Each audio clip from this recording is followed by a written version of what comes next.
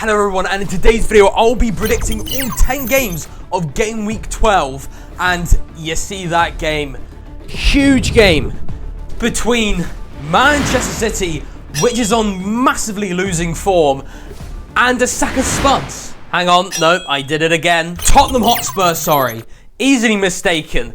But after I predict that game, I will then be predicting my goal of game week 11, and then I'll be taking a look at my previous predictions from last week to see how well I did and to see how many points I got.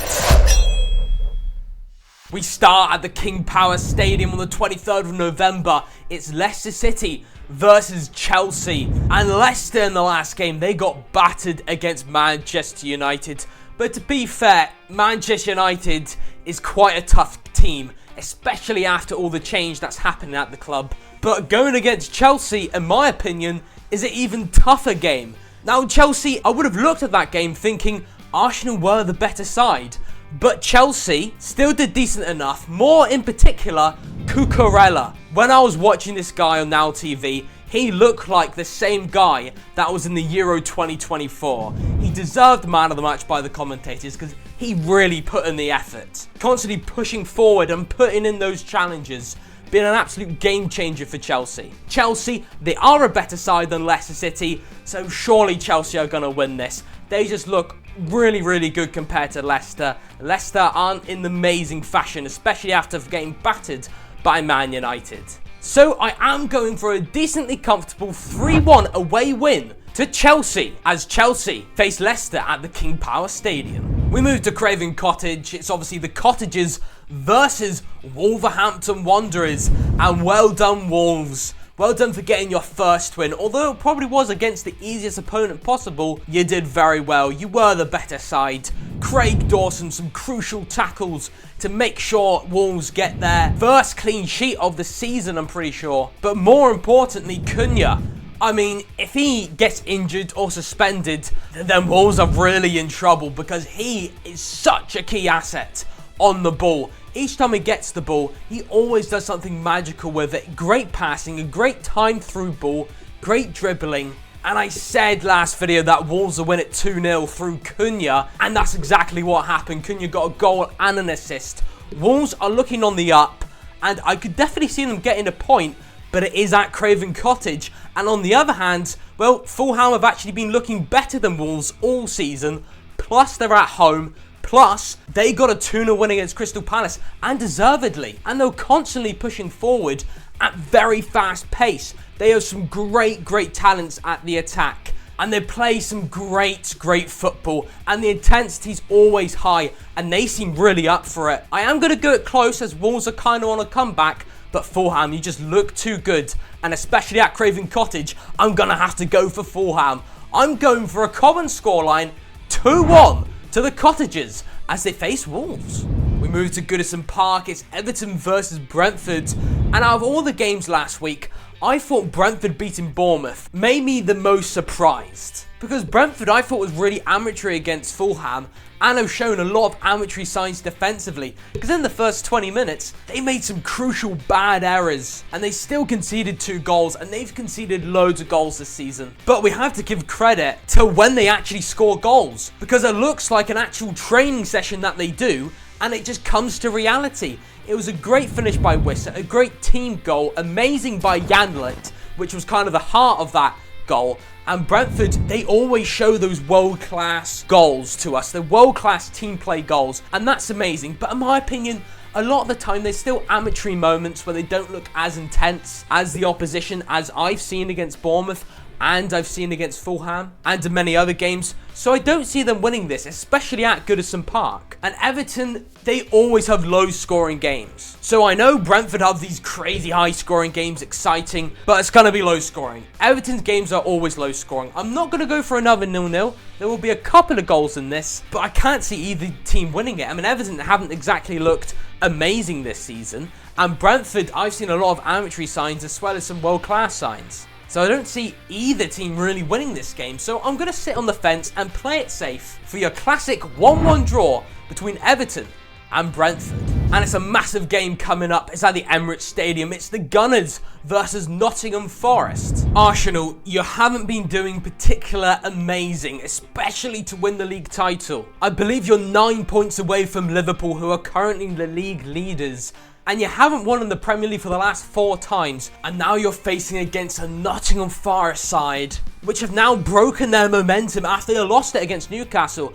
I think it's as simple as the defence found out the system with Chris Wood. He had 1 touch in Newcastle's penalty box and he was silented. Without Chris Wood, they can barely score. They only scored because of Alexander Isak making a mistake. But overall, Nottingham Forest, you still did decently well against Newcastle United. You defended off really well. The amount of Newcastle chances and the amount of possession Newcastle had, your defence is rock solid. So that I think you could probably hold off Arsenal as well. I feel like I might want to go for 0-0. But Arsenal, there is no utter way you go another game without a win. Especially after Nottingham Forest is breaking their momentum. Especially after there was some promising signs against Chelsea. Some promising signs against Liverpool. And you're at home. And now with Odegaard back. Yeah. I think if Newcastle managed to find out Chris Wood on how to silence him, I think your defence is pretty good. It's just in recent time you've been a bit leaky here and there. I feel like maybe you can get a clean sheet here. You're gonna be desperate, surely Arsenal. Don't let me down again. I'm going for a scraping 1-0, very close game between the Gunners and Nottingham Forest. We move to the Vitality Stadium. It's AFC Bournemouth versus Brighton and Hove Albion. And Brighton and Hove Albion, you won it against Manchester City. What an absolute amazing win. For the first 10 to 15 minutes, you were matching the intensity of Man City, but then for the rest of the first half, Man City were the dominant side and they dominated the first half, but you did one better. You dominated it, but better in the second half. You changed it up. A great team talk it must have been by Fabian Hurtula, and well done to you for beating Man City and for getting those 3 points. Both these teams have beaten Manchester City in recent time, which is a crazy thing to think about, but I have to admit, Bournemouth, you did lose to Brentford. And I honestly thought Brentford against Fulham, they looked a bit amateur. And I'm going to say it now, I think Brighton are a better side than Bournemouth. And I know Brighton have a lot of injuries, but it's the international break. So they're going to have time to recover and for all their injuries to return. So that's not a problem. But honestly, Bournemouth, you'll be doing really well. But going against Brighton, which I just think are just better, they've just got that level above you.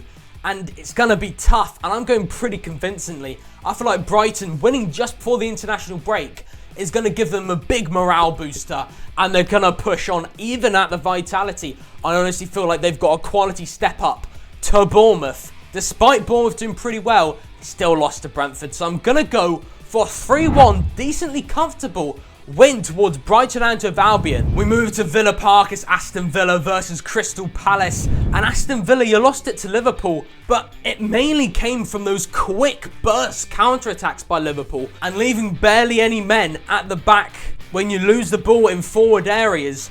Yeah, that really did hurt your defence, and that's why you lost it 2-0. I was tempted to go 2-2 because Aston Villa being a bit shaky, lost the last 3 games in all competitions, and Crystal Palace was on a bit of a comeback after the Tottenham win and the Wolves draw, and especially that Crystal Palace managed to knock out Aston Villa out of the Carabao Cup. But after Crystal Palace losing against Fulham, and they've got no Kamara, I can't see them getting anything, especially at Villa Park, with a rested Aston Villa. And when Aston Villa are rested, they are the prime Aston Villa. Because each time they play Champions League alongside Premier League, they seem to always drop points because they're a bit tired. And especially that Crystal Palace are in the relegation zone. And throughout the entire season, they've looked worse than Villa. Yeah, so I see Villa returning on their form and bouncing back on a definite winnable game. And I'm going pretty comfortable. Crystal Palace have barely scored any goals, you have to remember. So I'm not even going to go Crystal Palace to get a goal in this game. Sorry, Crystal Palace, but Villa, they are a very good side. And at home, they're going to win this 2-0. Decently comfortable as they face Palace. And the game I mentioned at the start is at the Etihad Stadium. It's Manchester City versus Tottenham Hotspur. You might think coming into this, Man City, you've got so many injuries. And that is true. They do have quite a lot of injuries. But the international break couldn't have come at a better time. I'll show on the screen all the injuries, and it says they're all going to return for the 23rd of November. And with the international break, to give the players the rest that they need, to give Pep Guardiola the rest in the mind that he needs, and especially at the Etihad Stadium facing Tottenham. The sack of potatoes. They lost it against Ipswich Town. Honestly, what are you doing? Man City are going to score goals. 100%, especially with Kevin De Bruyne now being back. And they definitely can, especially Tottenham not having Van de Ven in that defence. Especially Tottenham being very amateur and a bit leaky in the defence, as no one was on Sammy Smiddox. So Man City are going to get goals. But still, Man City still do have their concerns in recent time. So Spurs are definitely going to give it their all. And especially that Spurs managed to knock them out of the Carabao Cup. Spurs can definitely get a couple of goals as their attack still looks good. So I'm going to go for a high scoring game because of that. I'm going for a 5-goal thriller 3-2 towards Manchester City. We move to the St. Mary's. It's Southampton versus Liverpool. Sorry Southampton, you lost it against Wolves. You can have over 70% possession, but if you don't do enough of it, you're not going to get anything. I think they're going to have quite a bit of the possession, like they normally do, because Russell Martin, that style of play, I'm not a fan of, and it's not working. They're going to have all the possession, but still, Liverpool are going to still get the chances after they're a quality side, and Liverpool are much, much, much better against Southampton. I mean, it's first versus 20th. Is there anything more to say other than a Liverpool win? I'm going quite comfortable 2-0 to Liverpool as they face Southampton at the St. Mary's. And now we move to Portman Road. It's Ipswich Town versus Manchester United. Obviously now, Ruben Amorim's going to be taken in charge. And he did fantastic. I mean, with Sporting, he just taken down Man City. That is a really good sign. He's done really good with Sporting. He's finished that project. And that is promised by Man United. They won at 3-0 against Leicester. But now they're facing an Ipswich side which just won at 2-1. Sammy Smiddox with a bicycle kick. Although there was no pressure from the Tottenham defence, it was still a good bicycle kick and very fancy. Well done Ipswich, because you're no longer in the relegation zone. And I strongly think you can stay up if you can get wins like that against decently big sides like Tottenham. And especially at home, you're going to give it your all, especially that Manchester United's issues isn't going to go within a flick of a switch. So you're going to be able to get a goal against Man United, but that's about it, as I feel like Ruben Amorim coming in, the foundations that Van Nistelrooy has set for them, I feel like it's enough to go on and face a lower tier Premier League side and keep a bit of this momentum, I guess you could say. It's not going to be perfect, but they will scrape this 2-1 come the final whistle towards Ruben Amorim's Manchester United. We move to the Monday night fixture. It's at St. James's Park. It's Newcastle United versus West Ham United. At Newcastle, we win it against Nottingham Forest.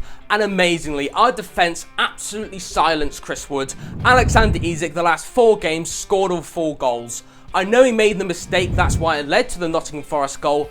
But other than that, especially in the second half, he played amazing. He was determined, you can see his fight, and he also did score a goal. And overall, our entire side defensively is good, and now Isak's starting to score, and we scored 3 goals against the second best defence in the league. Yeah, I think definitely because of that, Newcastle can win this, especially at St. James's Park. It's not exactly Newcastle are facing an amazing team at the moment, because West Ham got a bit of a boring 0-0 draw against Everton, and other than that, they've looked very poor this season, and I'm very disappointed in West Ham. I think they will improve, but going away against Newcastle, while Newcastle are on the bounce back after going through some rough form, yeah, Newcastle are doing amazing. They've won against Arsenal, won against Chelsea in the Cup.